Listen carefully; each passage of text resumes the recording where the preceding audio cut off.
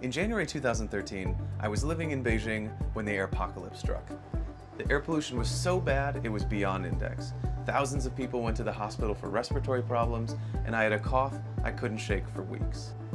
So I decided to buy an air purifier to protect my health, but I found the one I wanted cost $1,000.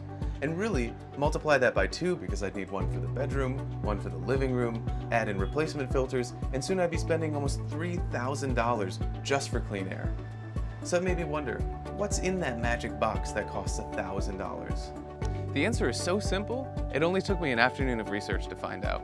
See, the active ingredient in most air purifiers is a HEPA filter, the same thing that traps dust in vacuum cleaners.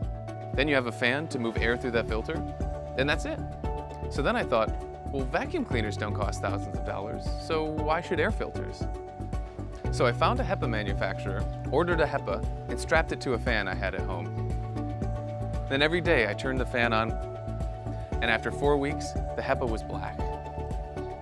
Then I bought a laser particle counter to test if it was getting the really small particles like PM 2.5. Those are the ones that could penetrate deep into our lungs. I did some tests, and I found it worked. Then I went out and tested every fan I could find. And I found one strong fan where the results really blew me away. Then I tested the really expensive machines, and I found that even my simple DIY kit was removing just as much particulate as the $1,000 machine I'd wanted to buy. So I started Smart Air. And since then, we've shipped that simple DIY purifier that I strapped together in my bedroom to over 15,000 people all over China.